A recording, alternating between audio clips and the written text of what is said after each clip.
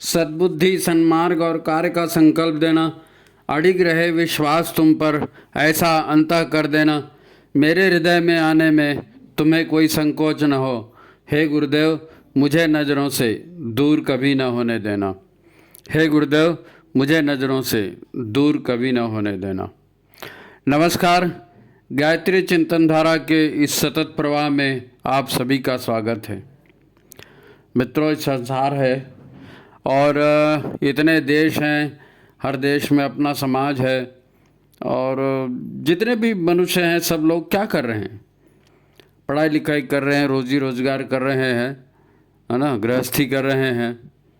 सब कुछ जब तक ठीक चलते रहता है, मन माफिक चलते रहता है, तो कोई परेशानी नहीं होती, सब चल रहा है।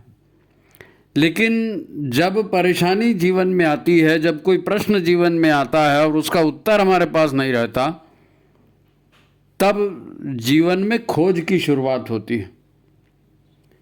कैसे खोज की? कि भाई ये परेशानी कैसे दूर होगी, ये दुख कैसे दूर होगा, मुसीबत कैसे दूर होगी, उलझन कैसे दूर होगी, और मैं इन चिंताओं से मुक्त कैसे होऊंगा। जब तक सब ठीक चल रहा है, ठीक चल रहा है। वो रत्नाकर डाकू की कथा है, वाल्मीकि की, है ना। सब चल रहा था, ठीक चल रहा था, बढ़िया लूटपाट भी कर रहे थे, आने जाने वालों को पकड़ भी रहे थे और इजीली जो भी मिल जाता था उससे अपना परिवार भी चलाते थे।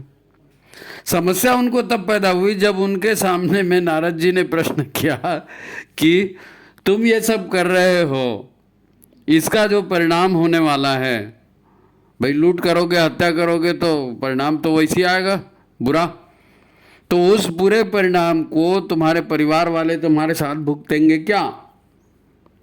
अब अभी तक वाल्मीकि ने जो रत्नाकर थे उस समय, तो रत्नाकर जी ने उस समय ऐसा सोचा ही नहीं था। सब चल रहे थे, खा पी रहे थे, सब बढ़िया कर रहे थे। मैं गलत कर रहा हूँ और इसका परिणाम खराब होगा, ये थोड़ी मालूम था। तो जो होता तो वो कर रहे थे। जब प्रश्न आया कि घर वाले भी मेरे पाप का हिस्सा लेने के लिए तैयार नहीं है, मैं जिनके लिए मर मर के साधन जुटा रहा हूँ, हत्याएं कर रहा हूँ, अपने आप को युद्ध में झोंक रहा हूँ, वो मेरे लिए कुछ करने को तैयार नहीं है, मैं उनके लिए जीवन संवार रहा हूँ। तो ऐसा होता है, ऐसी परिस्थितियाँ जब आती है तब व्यक्ति भयभीत होता है, परेशान होता है, उलझन में आता है, क्या करूँ क्या ना करूँ ये समझ में नहीं आता है। ऐसे समय में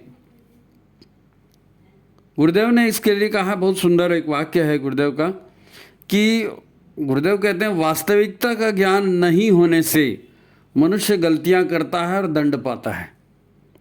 यही दुख का स्वरूप है। अन्यथा परमात्मा खुद न तो किसी को दुख देता है न सुख देता है। तो ठीक है, वास्तविकता का ज्ञान नहीं होने से ही तो रत्नाकर वो सब कर रहा था। जिस दिन वास्तविकता का ज्ञान उनको हो गया तो उन्होंने वो रास्ता ही छोड़ दिया, वो परिवार ही छोड़ दिया, चलो उनके साथ क्या रहना है, बोला, है ना। गुरुदेव कहते हैं दुर्बुद्धि ही दुखों का, मुसीबतों का, उलझनों का, परेशानियों का कारण है, दुर्बुद्धि। इसीलिए तो गायत्री दिया ना, इसीलिए गायत्री दिया, क्योंकि दुश्चिंतन से ही ऐसे कर्मों की प्रेरणा मिलती है जो व्यक्ति से दुष्कर्म करवाते हैं। दुश्चिंतन से ही दुष्कर्म होता है ना। हर व्यक्ति यही सोच रहा है, आज भी संसार में, परिवार में, जहाँ भी देखो, हर व्यक्ति यही सोच रहा है कि वो ठीक कर रहा है, पर होता दुखदाई है। उसको दुख मिलता है, परेशानियाँ उसी को, कोई दूसरा थोड़ी दे रहा है जी, अपनी कर्मों का फल मिल रहा है।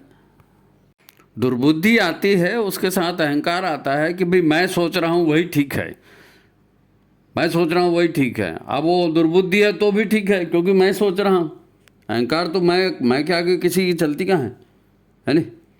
तो उसी को जो व्यक्ति कर रहा है उसी को वो होशियारी मानता है, दुर्बुद्धि आती है तो, है नहीं। और समाज में सब चल रहा है इसी, एक दूसरे के देखा सीखी उल्टा सीधा सोच रहे हैं और कर रहे हैं। हमारे परिवार में, हमारे समाज में ऐसा ही होता है और इसीलिए तो हर व्यक्ति दुखी परेशान दिखता है जी। आप नमस्ते, हाँ भाई क्या हाल चाल है, किसी को बोल दोगे, हर आदमी बोलेगा ठीक है, लेकिन वो भी जानता है कि ठीक नहीं है, पूछने वाला भी जानता है कि ठीक नहीं है। बस यही है कि कारण समझ में नहीं आता, आता है तो दूर कर लेते, लेकिन एक मुसीबत दूर करने जाते हैं दूसरी खड़ी हो जाती। जीवन बोलते हैं ना, जीवन या मेरा जीवन, तो मेरा जीवन बोलने से एक अलग तरह का भाव मन में आता है। अपना शरीर और अपनी परिस्थितियों को हम देखते हैं, है नहीं, और हमारा अहंकार, मन बुद्धि चित्त अहंकार है ना हमारे भीतर, तो हमारा अहंकार हमको बताता है कि मैं अन्य लोगों से किस तरह अलग हूँ।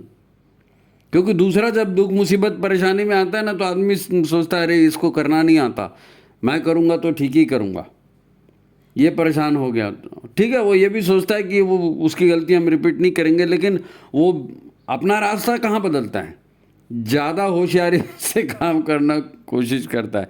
ये अहंकार है ना, अहंकार अपने आप को हमेशा ठीक ही मानता है, मैं लोगों से अलग हूँ और मैं कर लूँगा, है ना, ये बात मन में रहती। और ये हमारा अहंकार है, यही वास्तव में हमारा बंधन है। क्योंकि हम अपने आप को क्या समझते हैं, अब हमने ये मान करके रखा है कि मैं मनुष्य हूँ तो अन्य प्राणियों से श्रेष्ठ हूँ।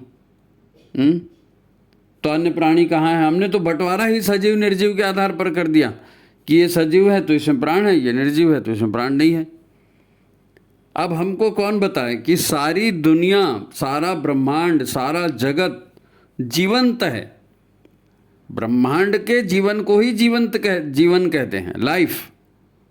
लाइफ कोई मेरे अकेले की थोड़ी होती है, मेरे अकेले की लाइफ, तुम्हारे अकेले की लाइफ, वो हमारे सोचने के लिए ठीक है, मैं अपने भविष्य के लिए क्या योजना बना रहा हूँ। लेकिन जिसको जीवन कहते हैं वो जीवन अन्योन्याश्रित होता है, सभी के ऊपर आश्रित होता है। कहीं से कुछ मिलता है, कहीं से कुछ मिलता है, तब तो जीवन बनता है, ऐसे ही थोड़ी बन जाता है।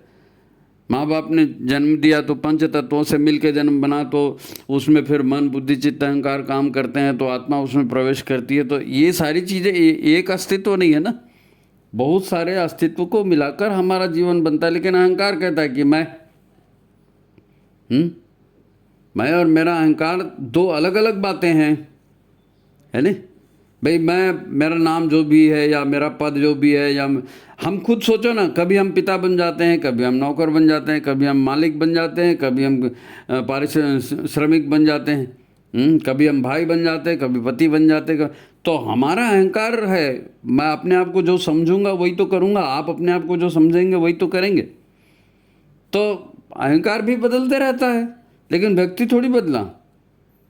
जीवन कहाँ कहाँ है, हम तो जीवन सजीव निर्जीव में बांट देते हैं ना। तो हम क्या करते हैं कि भैया ये निर्जीव है, इसको कुछ नहीं होता। हाँ, कई लोग तो ये कहते हैं कि भैया भगवान ने जो दुनिया बनाई है ये हमारे भोग के लिए बनाई है। तो बकरे को काटो, मुर्गी को काटो, आदमी को काटो, किसी को भी काटो, पीटो, खाओ, किसी का भी फल हो खाओ। यावत जीवेत सुखम जीवेत ऋणम कृत्वा घृतम पीबेत, जो भी है करते चलो, क्योंकि हमारा जीवन है, भगवान ने सब हमारे लिए बनाया।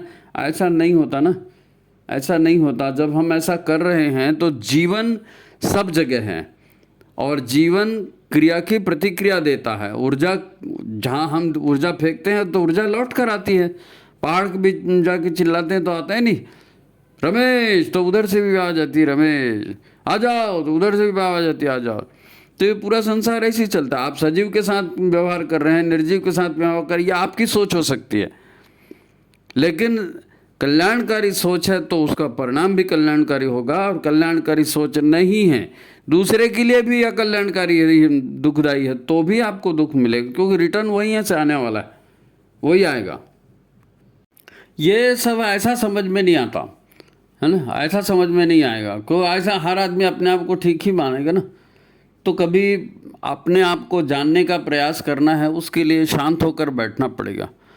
अभी तो एक प्रवाह है, उस प्रवाह में सब बह जा रहे हैं, तुमने किया मैं करूँगा, उसने किया वो करेगा, तो ये सुबेरे के बाद शाम, शाम उसके बाद रात, उसके बाद फिर सुबेरा, फिर दोपहर, तो एक बंधा हुआ रूटीन है, सब भागे जा रहे हैं, सब दौड़े जा रहे हैं। तो जब तक शांत नहीं होंगे और किसी चीज़ को समझने का प्रयास नहीं करेंगे, है ना, समझने का प्रयास नहीं करेंगे, देव शांति, अंतरिक्ष शांति, पृथ्वी शांति, आप शांति, जितना भी अंतरिक्ष से लेकर के तो वनस्पति और खाद्य और पानी और सब के बीच शांति की बात की कि ये सब शांत होगा तब हम शांत होंगे, और यदि ये सब अशांत होगा तो हम भी अशांत होंगे। बुरे सोच करेंगे, बुरा विचार करेंगे, लोगों को नुकसानदायक बातें करेंगे, तो वो अशांति हमको जीने देगी क्या? नहीं जीने देगी। और उसी तरह का काम करेंगे तो मन उसी तरह के काम को सही मानेगा। वो सही है नहीं, लेकिन हम मान रहे हैं। अब मालूम है दूसरा ऐसी प्रतिक्रिया देगा तो उलझन में तो पड़ोगे, चिंता में तो पड़ोगे, और कहीं मुसीबत में ना आ जाए इसलिए डर तो लगेगा। तो उलझन है, भय है, चिंता है, तो इसमें सही सुखदायी जीवन कहाँ हो सकता है? आप सुखदायी जीवन नहीं हो सकता। जीवन के बारे में धारणा ही हमारी अलग है। हम अपने जीवन को ही ले लें ना, माँ के गर्भ से लेकर के तो शिशु से लेकर के तो किशोरावस्था, जवानी, फिर उसके बाद शादी ब्याह, फिर उसके बाद प्रौढ़ावस्था, फिर बुढ़ापा, ये सब काटते काटते हम खुद भी तो, हमारा स्वरूप तो बदल रहा है, लेकिन हम तो नहीं बदले ना। हम बचपन में अलग तरह का सोचते थे, किशोरावस्था में अलग तरह का सोचते थे, जवानी में अलग तरह का सोचते थे, बुढ़ापे में आदमी अलग तरह का सोचता है ना। और फिर जैसे सोचता है शरीर छूट जाता है, तो फिर भी शरीर छूट गया, फिर भी सोचना थोड़ी छूटता है। इच्छाएं मरती थोड़ी है, कामनाएं मरती थोड़ी है।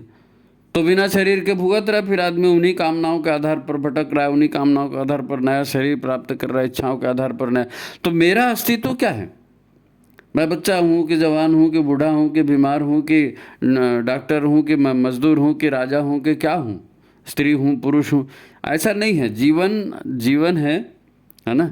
और कर्मों की ऊर्जा लौट कर आ रही है।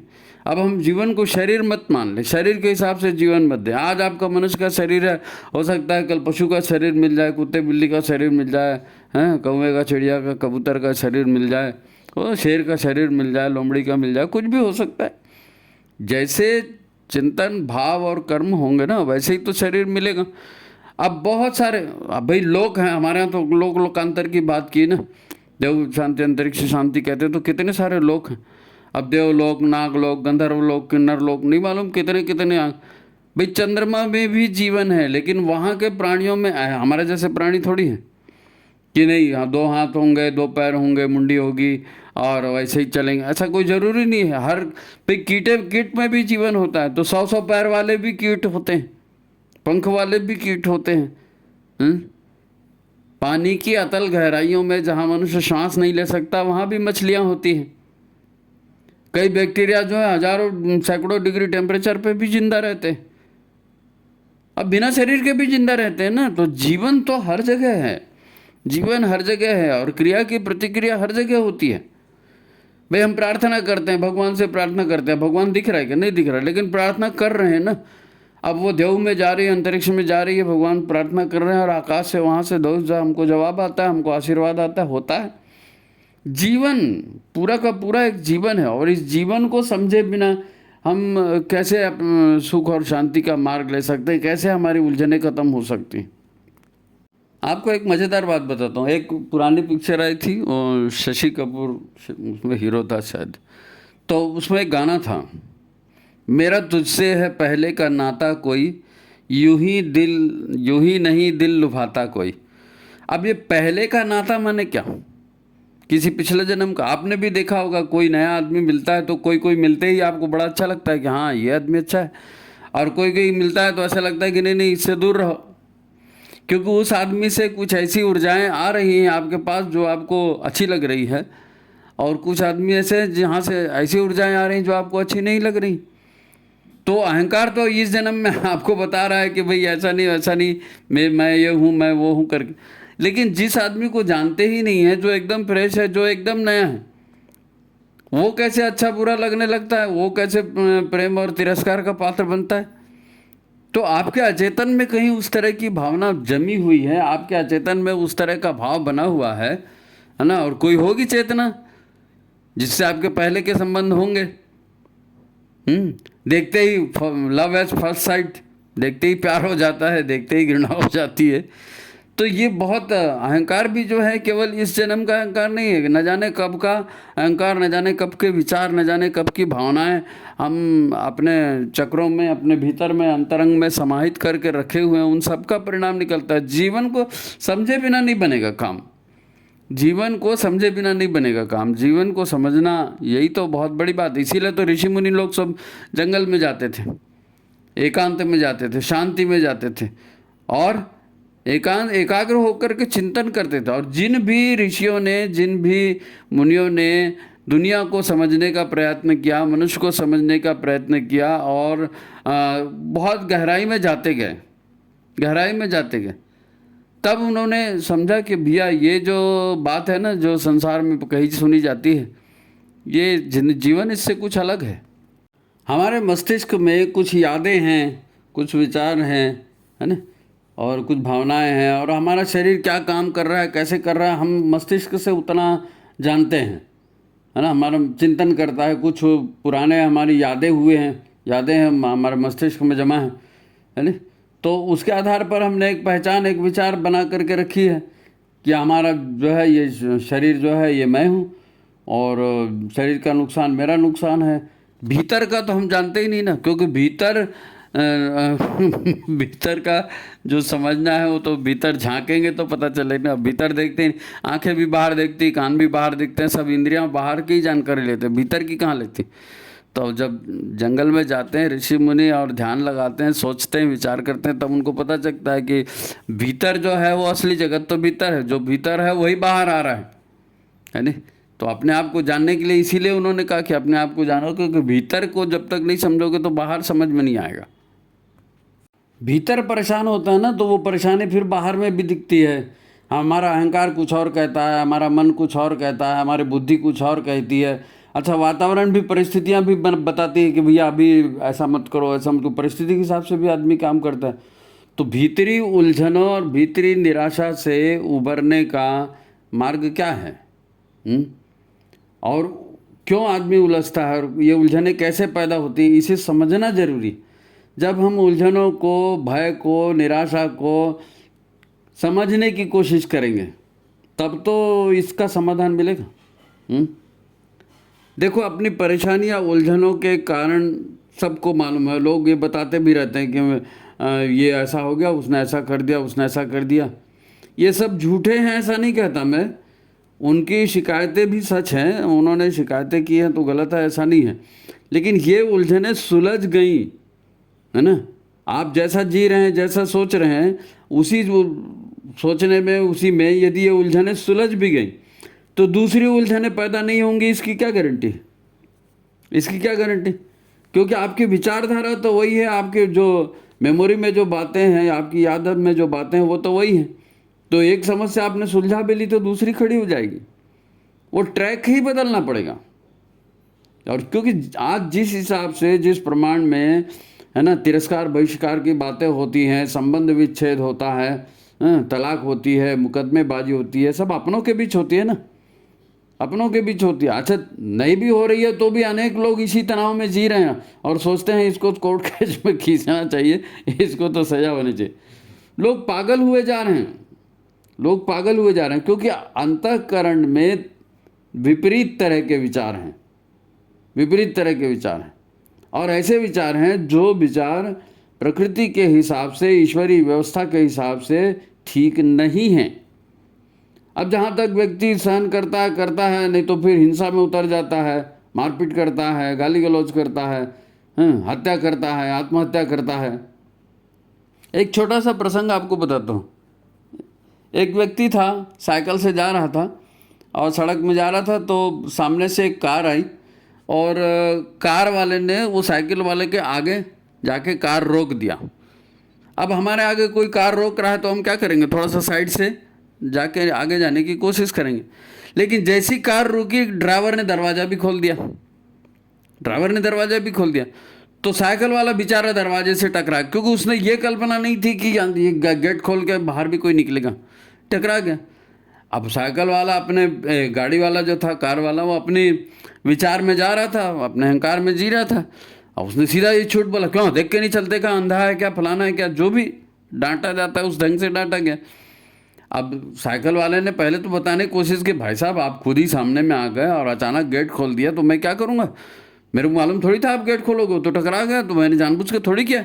लेकिन वो समझने के लिए तैयार नहीं था और बाढ़ जो है ना बढ़ती गई, चिल्ला चोट पे पहुंच गई। गाड़ी वाला सुनने को तैयार नहीं था, कार वाला। एक आदमी दूर से इसको देख रहा था। अब उसने देखा कि वास्तव में साइकिल वाले की कोई गलती नहीं है, ये गलती कार वाले की है, वो बेचारा छुड़ाने के लिए आया। कि चलो इनकी झंझट है, इसको मैं छुड़ा देता हूँ। लेकिन हुआ क्या, वो कार वाला उससे भी भिड़ गया, और जब देखा बात बढ़ रही है तो साइकिल वाले ने क्या किया, अच्छा ठीक है भैया मेरी गलती है, चलो मैं हाथ जोड़ता हूँ, मैं माफ़ी मांगता हूँ। क्योंकि झंझट बढ़ रही थी ना, उसको कुछ याद आया, उसने कहा झंझट बढ़ रही है भैया, इस झंझट में नहीं पड़ना है, चलो अपन माफ़ी मांग लेते हैं, कोई बात नहीं, छोटा बन जाएंगे। लेकिन जब उसने माफ़ी मांगी तो कार वाले ने भी देखा कि यार ये दो लोग हैं, मैं अकेला हूँ, अब ये माफ़ी मांग रहा, तो चलो तुम माफ़ी मांग रहे हो इसलिए तुमको छोड़ देता हूँ बोला है। अब वो माफ़ीनामा हो गया, कार वाला चला गया। अब वो जो बचाने आया था वो साइकिल वाले से उलझ रहा है। क्या बोल के उलझ रहा है, अरे क्या अजीब आदमी है, वो कार वाले की गलती थी, उसकी वजह से एक्सीडेंट हुआ और उसकी गलती थी और माफ़ी तुम मांग रहे हो, और मैं तुमको बचाने आया। अरे दोनों मिलके उसकी ठुकाई कर देते ना, हाथ पैर सब ढीले हो जाते, टाइट। तो उसने कहा कि भैया ये दोनों मिलके ढीले हो जाते, हाथ पैर टाइट कर देते, इसी की वजह से मैंने माफ़ी मांगी। बोले तो ये कोई माफ़ी मांगने का तरीका है, गलती तुम्हारी नहीं थी तो क्यों माफ़ी मांगे। तो उसने कहा भाई साहब मैं अभी 14 साल की सज़ा काट के पिछले हफ्ते ही जेल से बाहर निकला हूँ। क्या बोलता है वो, ध्यान से सुनिए, साइकिल वाला कह रहा है 14 साल की जेल की सज़ा काट करके मैं पिछले हफ्ते ही बाहर निकला हूँ, और 14 साल पहले मेरे से यही गलती हुई थी। एक से बातचीत हो गई और बात में तनातनी हो गई और मेरे को गुस्सा आया और मैंने चाकू मार दिया और बंदा मर गया। बंदा मर गया, मैंने उसको मार दिया। जब मैं जेल में गया तब मैं इतने दिन एक एक दिन रोज़ सज़ा काट रहा था, मेरे को घर की याद आ रही थी, सब चीज़ याद आ रही थी। तब मेरे को लगा कि यार क्या फ़ायदा मिला उसको चाकू मार के, वो मर गया, वो तो मरने वाला मर गया, मैं यहाँ जेल में आ गया, अब कितने दिन जेल की सज़ा काटूंगा। तो अब अभी बात यहाँ बढ़ रही थी तो मैंने देखा कि अरे एक आजीवन सारा कारावास काट के आया, दूसरा आजीवन कारावास मेरे को नहीं चाहिए, भैया माफ़ी मांग, माफ़ कर दे दादा, तू ही बड़ा आदमी, चल ठीक, इसलिए मैंने माफ़ी मांगी। तो ये जो क्या है, ये उदाहरण आपको इसलिए दिया जा रहा है कि हम जीवन में जो व्यवहार करते हैं उसके जो परिणाम आते हैं, उन परिणामों पर जब हम शांति से चिंतन करते हैं हमें मार्गदर्शन मिलता है। लेकिन शांति से चिंतन करना जरूरी है। सोच के देखो ना, सारा खेल अधिकार की भावना का है, सारा खेल अहंकार का है, सारा खेल मन मर्जी का है। अधिकार की भावना, अहंकार और मन मर्जी, है नहीं। अब हम अपने हिसाब से चलते हैं क्योंकि हम ये सोचते हैं कि संसार में जो है हम ही हैं। और अभी संसार ईश्वर ने बनाया है, ईश्वर के नियम के अनुसार चलता है। और शरीर भी क्या है, आत्मा क्या है, मन क्या है, बुद्धि क्या, हम अपने आप को जान ही नहीं रहे। अपने आप को जानेंगे नहीं तो फिर हमको समझ में नहीं आएगा कि मेरे को करना क्या है। नहीं भाई, एक स्कूल का मास्टर है, वो जाएगा तो वहाँ जाके बैठ के दारू थोड़ी पिएगा, वहाँ वो समझेगा कि मैं मास्टर हूँ, मेरे को बच्चों को पढ़ाना है, मैं उनके सामने दारू पीऊँगा तो मेरी ये अच्छी बात नहीं है नहीं। आदमी अन्य महिला से अलग व्यवहार करता है, घर के पति से अलग व्यवहार करता है, बेटी से अलग व्यवहार करता है, वो अपने अहंकार के, अपनी समझ के हिसाब से करता है ना। तो सारा खेल केवल ये अहंकार, भावना और मनमर्जी का खेल है। अब यहाँ गड़बड़ होगी तो फिर ईश्वर की दुनिया में गड़बड़ की सजा तो गड़बड़ ही है। नहीं भाई, ज्ञान ही मुक्ति दिलाता है। आपको समझ में आ जाएगा कि इसका परिणाम क्या होने वाला है, सद्ज्ञान आपको प्राप्त होगा, सद्बुद्धि आपके भीतर में जागेगी, तो वही आपको मुसीबतों से, चिंताओं से, क्लेश से, कलह से, उलझनों से मुक्ति करेगी। यह जानना जरूरी है कि हमारे भीतर किस बात की उलझन है। हताशा है तो किस बात की हताशा है, कहीं अधिकार भावना तो नहीं है इसके पीछे में। निराशा के पीछे खाली अधिकार भावना तो नहीं है कि उसको तो ऐसा करना चाहिए था, उसने ऐसा नहीं किया, मैंने उसको उस दिन कहा था, इतना प्रॉफिट मिलना था वो नहीं हुआ। तो अज्ञान, असमंजस, भय, इस सब की वजह से आदमी जो है सुस्त हो जाता है जी, निराश हो जाता है। तो सत्य क्या है, बचा कैसे जाए इस निराशा से। निराशा से बचने का एक ही है, ईश्वर प्राणिधान। ईश्वर की दुनिया है, ईश्वर के हिसाब से चलेगी। अब जिसको हम ज्ञान कहते हैं वो ज्ञान भी क्या है, ईश्वर की व्यवस्था को समझना, ईश्वर की व्यवस्था को समझना। गुरु हमको ज्ञान देते हैं तो क्या कहते हैं, क्या करना क्या नहीं करना, ईश्वर के नियम क्या हैं, उसी को तो बताते हैं ना। तो ज्ञान वो प्रकाश है जो जीवन जीने का तरीका बता रहा है। अभी मालूम नहीं है इसलिए उल्टे सीधे काम हो रहे हैं। हमको सही जानकारी नहीं है ना, इस दुनिया का रचयिता कौन है, परमात्मा कौन है, कहाँ रहता है, कैसे दिखता है, कैसे काम करता है, परमात्मा के नियम कानून क्या है, ये हमको कुछ भी नहीं मालूम। अब जो ऋषि व्यक्ति इसकी खोज में गए, जंगलों में गए, तप किया वर्षों, है ना, और उन्होंने ज्ञान अर्जित किया, फिर उस ज्ञान को वेदों के रूप में जो है संकलित किया, उस ज्ञान का विस्तार किया।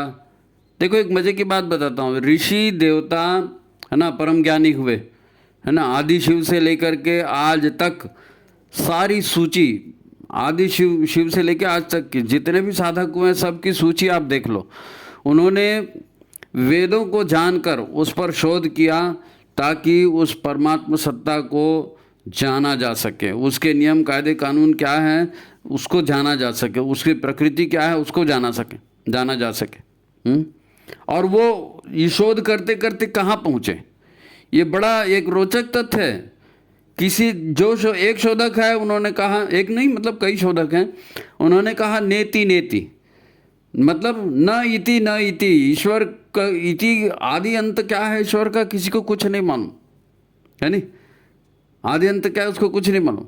और वो सर्वत्र व्याप्त अदृश्य परम सत्ता है, ईश्वर सर्वत्र व्याप्त अदृश्य परम सत्ता है। जो भी है दुनिया में संसार में दिख रहा है वो सब ईश्वर ही है, नहीं दिख रहा है सब ईश्वर ही है। तो उन्होंने ब्रह्म शब्द का उपयोग किया, खोजकर्ताओं ने, ऋषियों ने ब्रह्म शब्द का, यानी जो कुछ भी है, चाहे वो दिख रहा है चाहे नहीं भी दिख रहा है, सब है तो ब्रह्म ही है मतलब ब्रह्म ही है और कुछ नहीं है। फिर किसी ने जानकर ये निष्कर्ष निकाला कि मैं ही वो ब्रह्म हूँ, क्योंकि जितना सोचते गया, जितना उसको दिखते गया प्रमाण के रूप में, है ना, सब ऋषि आपस में सत्संग भी करते थे, चिंतन भी करते थे, तो जब पूरा समझ में आया कि अरे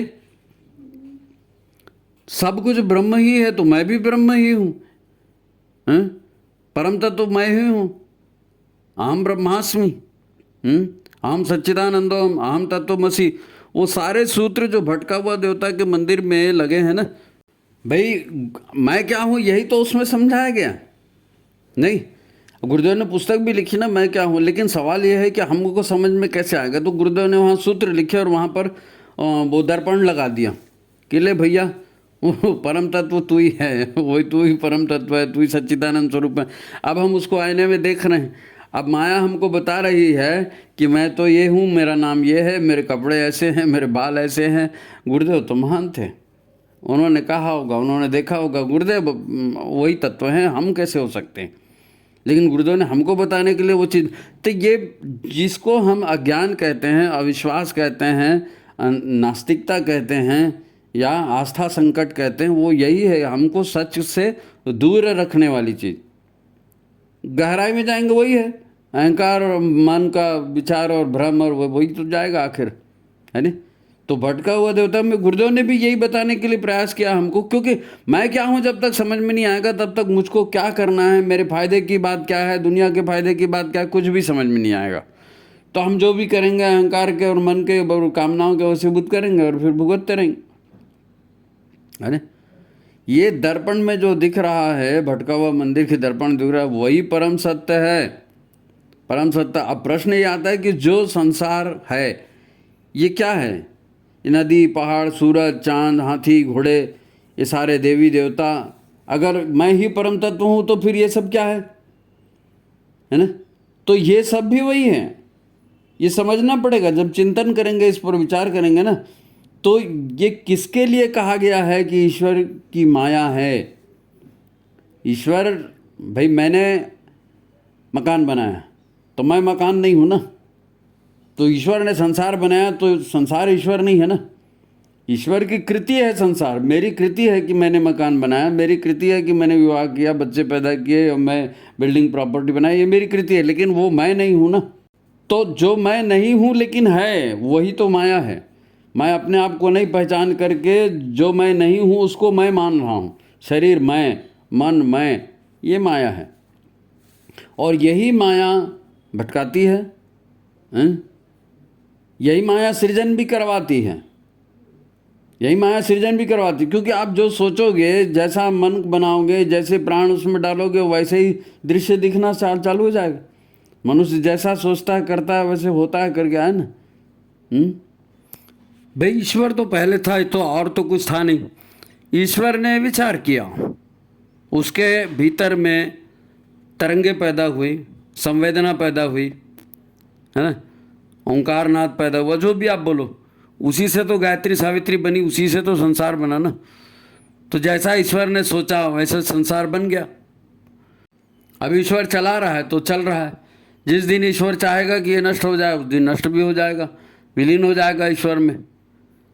क्योंकि ईश्वर भाई आदि शक्ति से बना ना, तो आदि शक्ति ईश्वर का ही हिस्सा है। जिस दिन ईश्वर आदि शक्ति को कॉल कर लेगा तो ईश्वर ही बचेगा, बाकी तो कुछ दिखेगा ही नहीं। क्या है, संसार में सब वही वही चल रहा है। हम अपना जीवन जी लिए, उसके बाद मर गए, मरने के बाद फिर दूसरा शरीर लिए, फिर जीवन जिए, फिर मर गए, फिर तीसरा।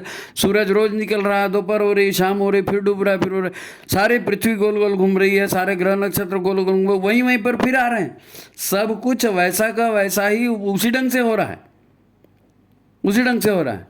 अब सवाल ये है कि जैसे कोई ग्रह अपने पथ से हट जाता है तो एक्सीडेंट होता है, वो टूट जाता है ना, व्यवस्था बदल जाती है, दूसरा कोई ब्लैक होल उसको खा जाता है, ऐसा होता है ना।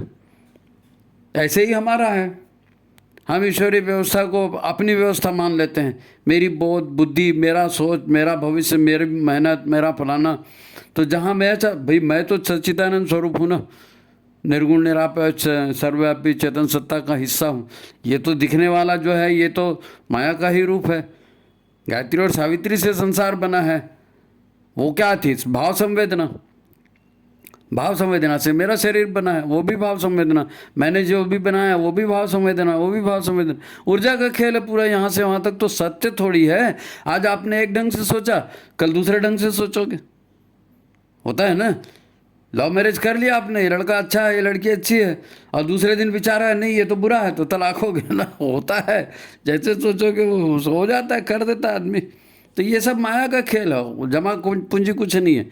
आत्म संतोष, आत्म तसल्ली, सुख, शांति, सच्चिदानंद स्वरूप जब समझ में आएगा, ये फालतू की कृति से हम हटेंगे, फालतू के कर्म बंधनों से हटेंगे, तभी तो वो सच्चा सुख हमको मिल पाएगा, तभी तो उलझनों से हम दूर हो पाएंगे। तो आप कहेंगे कि अच्छा हम ईश्वर हैं तो हमारा होना भी माया है। हाँ, मनुष्य का होना भी माया है, मनुष्य का होना ही भी माया है ना। कभी हम ईश्वर के पुत्र हैं, कभी हम ऋषि के पुत्र हैं, कभी स्वयं ही हम परम तत्व हैं।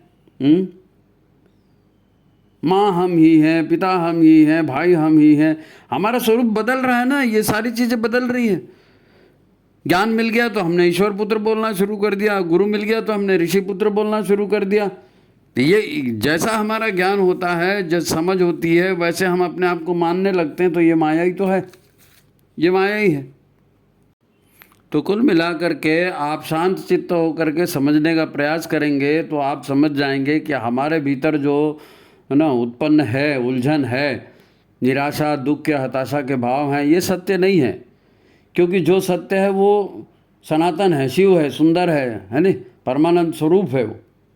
तो फिर हमारे दुख परेशानियां भी माया है, सत्य नहीं है। तो हमें अनुभव कैसे होगा? ये सब लोग भोग रहे हैं ना, लोग भोग रहे हैं। अब इसको झूठ कैसे मान ले? अब हर उलझन आपको हमेशा मिलेगी। जहाँ आप एक चीज़ सोचने जाओगे आपको दूसरा उदाहरण दुनिया में दिखेगा। ये सब दुनिया में लोग दर्द में जी रहे हैं और ये कैसे मान लें कि कोई भय, निराशा, मुसीबत, हारी बीमारी कुछ भी नहीं है? सब तो होती है, दिख तो रही है, लेकिन आप इसको माया कह रहे हो। हाँ, ये माया है, क्योंकि इसका अस्तित्व नहीं है। जिस दिन हमको हमारा अस्तित्व समझ में आ जाएगा तब हमको पता चलेगा कि मेरे को ये सब करना ही नहीं था जो मैंने किया। ये करने का कोई तुक भी नहीं है, ये मुसीबत में डालने वाला था है। तो हमारा अज्ञान है कि इनको सच मान रहा है। ऋषि कहते हैं ईशावास्यमिदं सर्वम यत् किंचित जगत्यात् जगत। ये जो संसार दिख रहा है इसके रोम रोम में केवल ईश्वर ही है, ईश्वर की भाव संवेदना है, ईश्वर की ऊर्जा का स्पंदन मात्र है। लेकिन ऊर्जा का स्पंदन ईश्वर नहीं है, इस भाव जो है वो भी ईश्वर नहीं है। ईश्वर जो है सच्चिदानंद स्वरूप, निर्गुण निराकार सर्वव्यापी चेतन सत्ता, वो अलग है, हम वही हैं। अब हमारे विचार जैसे ईश्वर के विचार से संसार बना, वैसे हमारे विचार से हमने अपना संसार बना लिया, और ये लगातार चल रहा है, ये लगातार चल रहा है। ये ईश्वर नहीं, सत्य नहीं, हमारा भ्रम है, माया है, हैं? अच्छा, इसको दूसरे ढंग से सोचो। अज्ञान के घनघोर अंधकार में हम फंसे हैं, यहाँ से वहाँ तक। क्यों अज्ञान का अंधकार? इसलिए कह रहे हैं कि जो समझ रहे हैं वो है नहीं, और जो नहीं है उसको सच मान रहे हैं। यही तो अज्ञान है ना।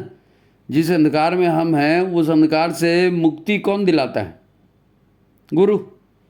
कैसे मुक्ति दिलाता है? ज्ञानांजन लगाकर। ज्ञानांजन है अज्ञानतिमिरांधस्य ज्ञानांजन शलाकया। ज्ञान का अंजन लगा करके, ज्ञान का काजल लगा करके हमारे नेत्रों को वो दृष्टि देता है जिससे हमको सब सही सही समझ में आना शुरू हो जाता है। जब वो ज्ञान हम में उतर जाता है, हमारी आंखें खोल देने वाला होता है, तो फिर हमको सत्य के दर्शन हो जाते हैं। तब हमको पश्चाताप होता है, अरे मैं क्या कर रहा था अभी तक, ये सब फालतू, मैंने अपनी ज़िंदगी बेकार करा दी। किसी बूढ़े से पूछो, प्रौढ़ व्यक्ति से पूछो, वो अपने बचपन की गलतियां बताएगा, लेकिन उस समय तो उसने बड़े शौक से किया था ना। तो गुरु हमको ये बता रहे हैं, वही तो महान है, वही तो ईश्वर है, माता पिता परमात्मा है ये गुरु हैं। गुरु को आमंत्रित करने के लिए जितने भी मंत्र हम कहते हैं ना, वो सब हमको यही बताते हैं, सब हमको यही बताते हैं कि परमात्मा है, और वो जीवन जीने का तरीका बता रहा है। और ये जो जीवन है ये हमको उस ढंग से जीना है, नहीं तो फिर हम अज्ञान में, दुख मुसीबत में पड़े रहेंगे। तो हमारे गुरुदेव ने भी हमको यही बताया, इतना सारा साहित्य लिखा, काहे के लिए लिखा। लेकिन सवाल यह है कि उसको मान करके उस पर जीवन जीना पड़ेगा। तो फिर कैसे जिएंगे, कैसे जिएंगे भाई? ईश्वर सत्य है, ठीक है, वही निर्माता है, मान गए, है ना। और माया, मैं भी हूँ, मेरा फैमिली है, मेरा व्यापार है, देश है ना, सारी खेती किसानी है, दुनिया है, ये भी सत्य है, दिख रहा है ना, वैज्ञानिक रूप से प्रमाणित है, ये भी सत्य है। तो ईश्वर भी सत्य है, माया भी सत्य है। लेकिन लौकिक रूप से जब हम इसको गहराई में जाएंगे और कारणों को खोजेंगे, तो कैसे जिएंगे? हमको दोनों को अलग अलग ट्रीट करना पड़ेगा। संसार में रहते हुए आपको सांसारिकता निभानी पड़ेगी।